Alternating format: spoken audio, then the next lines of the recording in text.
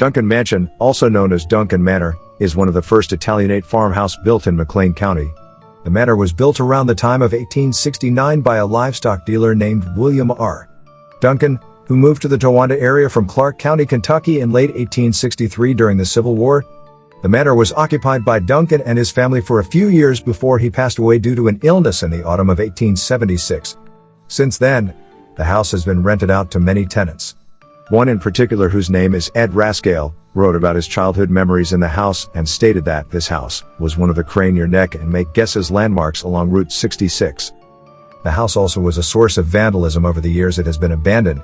It has been listed on the 10 most endangered historical places in Illinois, and then finally purchased by the Sullivans in 2008, who plan to restore the house to its original state.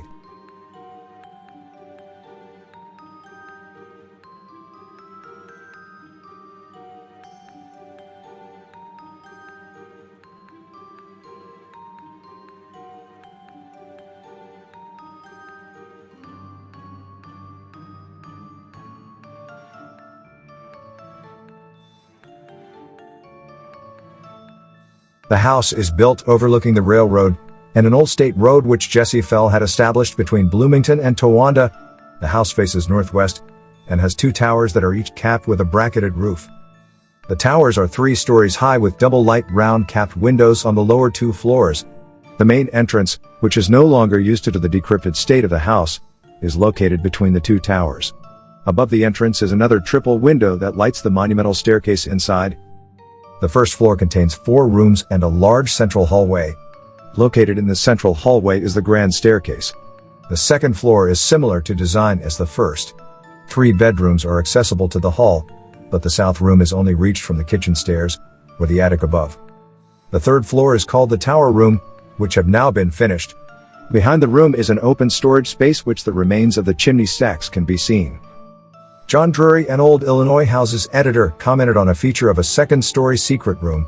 Another feature of the house which might be connected with the maintenance of Negro servants is a mysterious trapdoor in one of the second-floor bedrooms which lets down into a bare, dark room.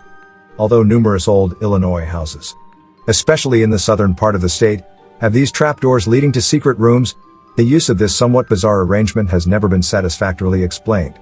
This leads into local lore and legends about the Duncan Manor being a safe house during the Underground Railroad. Dark faces peering from behind the barred basement windows, Steinbacher Camp, is just one of the statements that is said about the famous farmhouse. It is also rumored that the house was a safe house for slaves in Underground Railroad. Rumor has it that when slaves were escaping north towards Canada for freedom, they used this house as a hideout. What is said to be somewhat true is that the Duncan family had slaves of their own. During the night hours, when they were not working for Duncan and his family, they were chained to iron fastenings in the east room of the basement.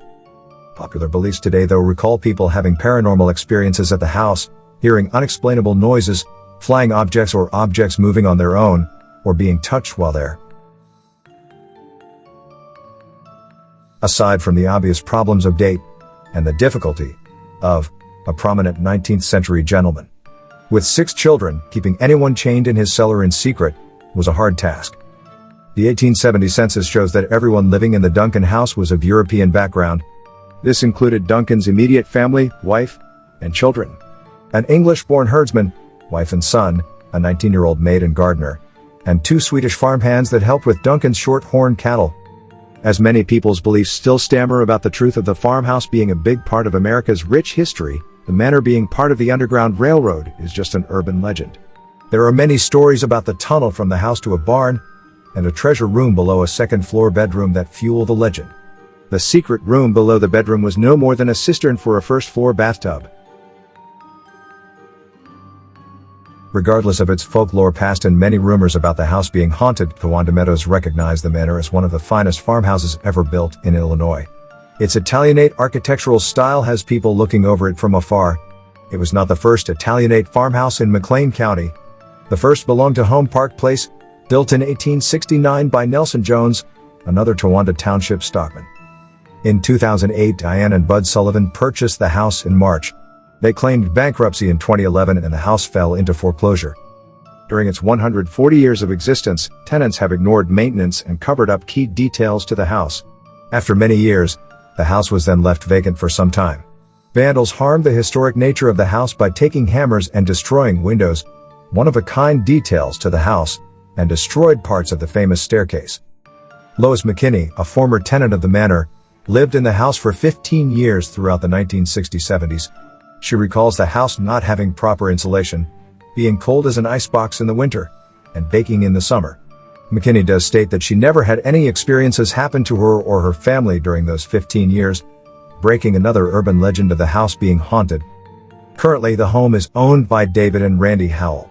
They purchased the property in July of 2014 and continue to work on the restoration and preservation of the house. It is their home, but they open it up a few times a year to share with the community. Current plans include opening the manor and its grounds up to the public on a regular basis by summer of 2020. If you would like to learn more about Duncan Manor and its availability to be rented out as a place for weddings, wedding receptions and other events, you can follow Duncan Manor on Instagram at Duncan Manor or like them on Facebook www.facebook.com/Duncan Manor Illinois for more information and to follow the ornate restoration process.